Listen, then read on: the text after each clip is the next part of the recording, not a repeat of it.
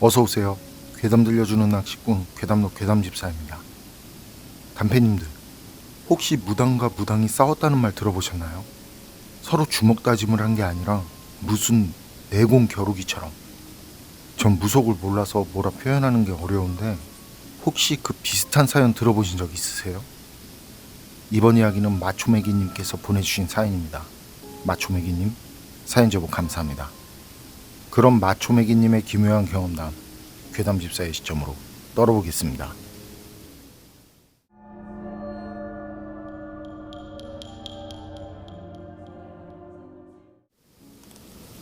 제가 소름 돋는 오싹한 얘기 하나 해드릴게요.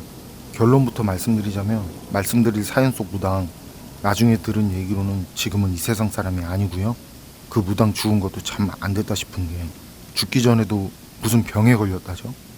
그래서 엄청 고통스러워하다가 결국엔 고독사했는데 그것도 죽은 뒤 좀 지나서야 사람들이 알게 됐다고 하네요.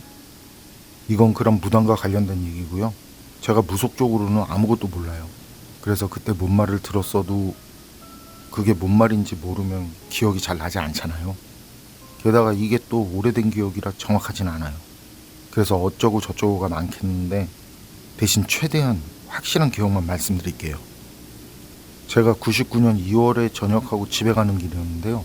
그때 터미널에서 내려서 집까지 가려면 한 2시간 가까이 걸어야 했거든요. 살던 마을이 시골이라 버스를 타려면 한참 기다려야 했고 버스를 타도 또 갈아타면 그게 그거라서요. 오히려 더 걸리겠더라고요. 그래서 그냥 천천히 걸어 들어갔어요. 그리고 걸어가다 보면 촌락들이 몇 곳 있었고요. 한참을 걸어가다가 길가 옆으로는 논이 있고요.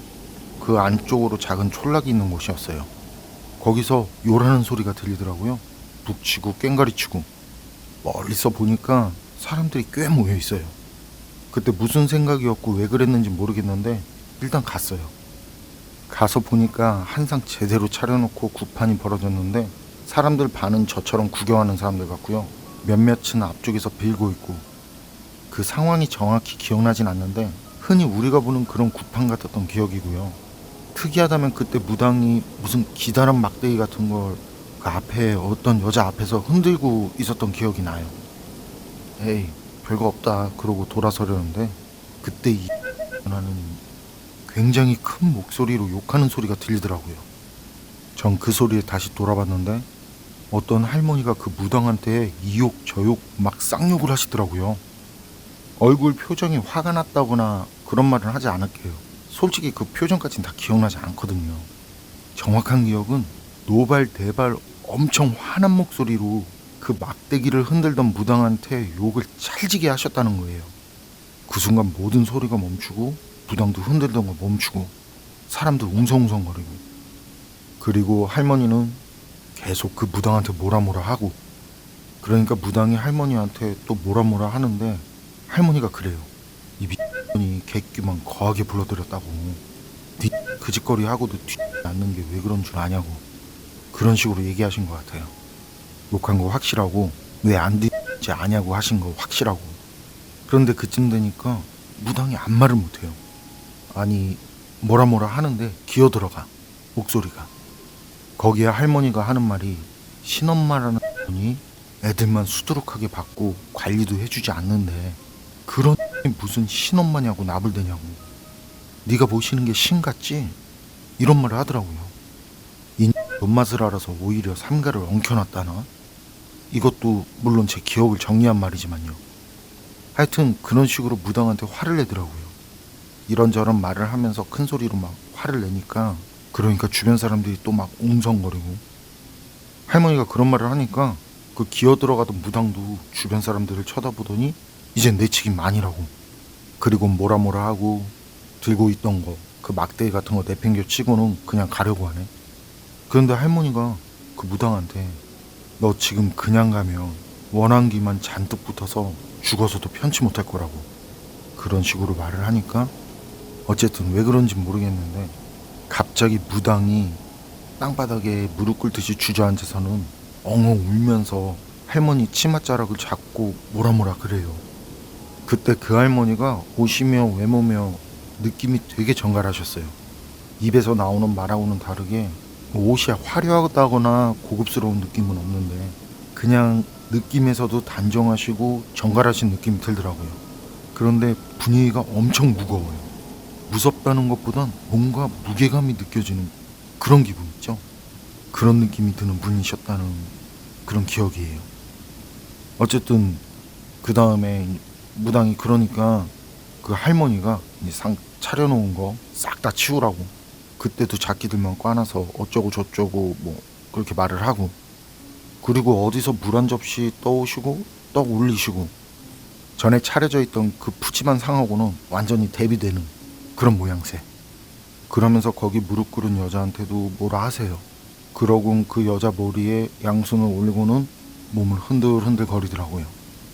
제가 볼 땐 무슨 리듬에 맞춰서 그러는 것 같은데 그때 좀 전까지 치던 꽹가리며 북소리도 없었거든요. 그냥 할머니 혼자 리듬을 타면서 흔들흔들. 그리고는 다시 그 자빠져 있는 무당을 보더니 소리를 지르네. 이 처먹지 말아야 할 것까지 처먹고 왔네. 이건 정확해요. 이 말한 건 정확해요. 그 뒤에도 더러운 뭐 어쩌고 저쩌고, 뭐를 앞둔 뭣도 모르고 뭘 처먹었다고. 그러니까 그 무당이 또 막 울면서 할머니 치맛자락 잡고, 그러니까 그 할머니가 그 무당한테 넌 안 돼. 넌 이제 신도 없는 게 사주도 안 좋아. 내가 널 도울 길이 없다. 대신 원한기 몇은 데려갈게. 그런데 너 곱게 죽진 못하겠다. 이런 말을 하시더라고요. 위에서 한 말보다 욕은 좀 더 와일드하게 하셨고요. 신이 없고 사주까지 나쁘다는 말, 도울 길이 없고 원한기 데려간다고 그랬고 곱게 죽진 못할 거다. 이 말은 확실히 기억해요. 물론 그 사이사이에 뭐라고 찰지게 말씀하신 게 있는데 그건 들었어도 뭔 말인지 모르겠고 그냥 기억도 나지 않네요. 그리고 신기한 거, 할머니가 쓰러지셨어요. 이런 것도 없이 그냥 팍.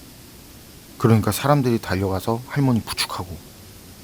나중에 그 촌락에 아는 형이 있어서 듣게 됐는데 처음 무당 얘기를 해줬다는 사람이 이 형인 거죠. 거기가 김씨마을이라고도 했거든요. 김씨성을 가진 사람들이 사는 집성촌인 거죠.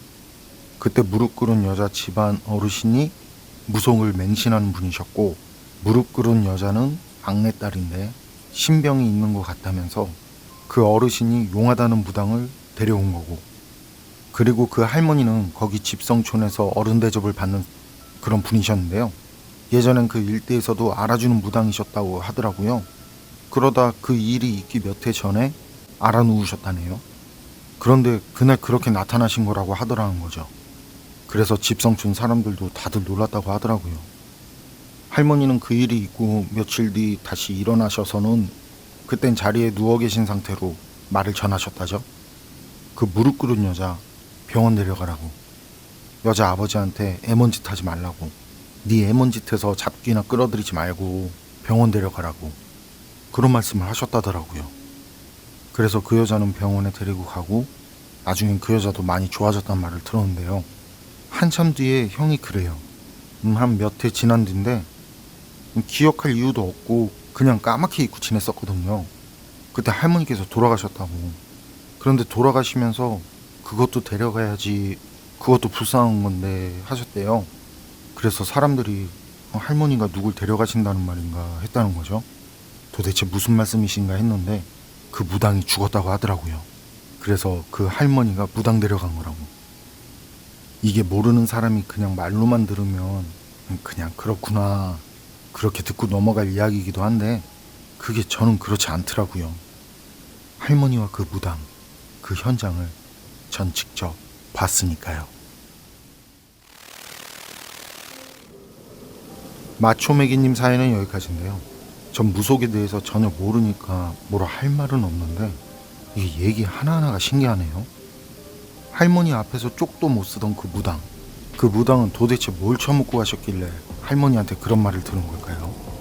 그리고 할머니는 평소 거동도 불편하셨다는데 어떻게 그 자리에 오셔서 그런 행동을 하실 수 있었을까요? 여러분 생각은 어떠세요? 판단은 여러분께 맡기겠습니다. 괴담로 오늘 이야기는 여기까지입니다. 그럼 전 다음에 또 다른 사연으로 찾아뵙겠습니다. 늘 건강하시고 평온하세요. 함께 해주셔서 고맙습니다.